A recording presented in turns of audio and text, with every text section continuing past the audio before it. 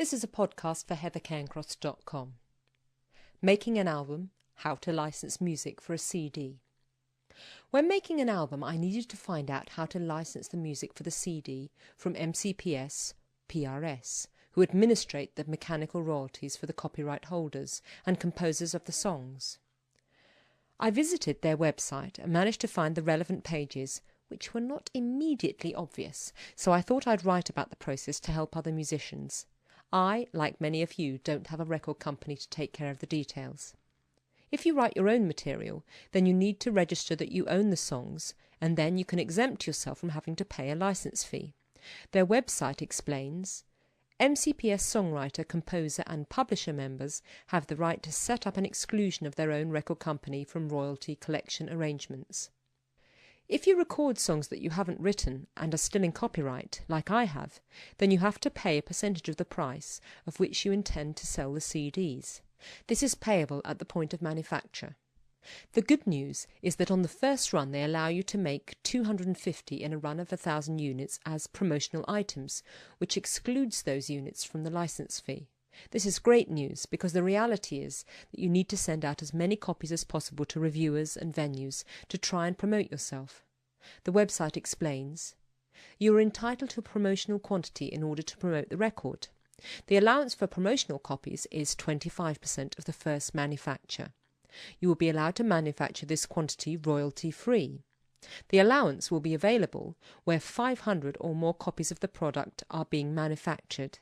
The maximum is 400 units per format for a single and 250 per format for albums. If you wish to benefit from this option, you should tick the appropriate box on your application for license. If this option is chosen, the record's packaging must be prominently marked promotional copy not for sale. Promotional copies which go over your allowance must be licensed under the AP4 licensing scheme. I had been told that you had to obtain the license before a company would manufacture your CDs, but when I started to fill in the form, I didn't get very far, as I needed to know these things. 1. The catalogue number. 2. The barcode. 3. The manufacturer's name and address. 4. Exact track length. 5. The song publishers for each title. So it seemed you needed to choose a manufacturer first and answer these points. Fortunately for me, Andy Kleinert, who has his own record company, Trio Records, was at the end of a phone call to advise me. I realised that we don't all have that help, so when I get home from tour, I will call up a CD manufacturers to see if it's possible for a civilian to get that information before applying for an MCPS PRS licence. If you're not a record company, you need to apply for an MP2 licence.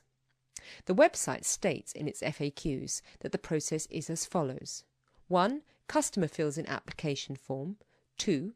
They send an invoice within 10 days of receipt of application. 3. Customer pays invoice within 28 days. 4. Manufacture of product can begin. So, the website seems clear that the licence must be obtained before manufacture, but I found that you couldn't fill in the form without information only obtainable from a manufacturer. Confusing. MCPS say you will need to issue your releases with a catalogue number for identification purposes. This can be whatever you want it to be. However, we do advise you to try and make it unique to you. For example, MNPCD1 as opposed to CD1, as it will be easier to find. Now, I'm a member of PPL UK, which is an organisation that collects revenue from radio play and distributes the money back to the musicians who have registered as playing on particular recordings. Andy advised me that I could set myself up a record company on my member profile. Once I had that information, then your manufacturers can generate a catalogue number for the CD and I can put that on the MCPS PRS form. This is all a bit more tricky than I first thought. I'm on tour with the Monteverdi Choir at the moment, writing this on the bus from Groningen to Schiphol Airport in Holland, where we fly to the Pisa Music Festival in Italy. It seems I need to make a few phone calls to get to the next step. I'll keep you posted with my progress. This was a podcast from heathercairncross.com. Thanks for listening.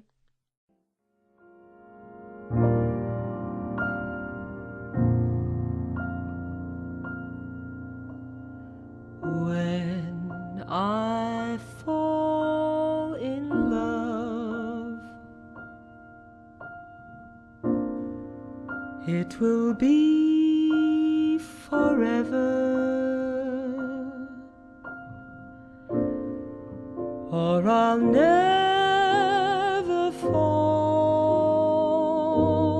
in love.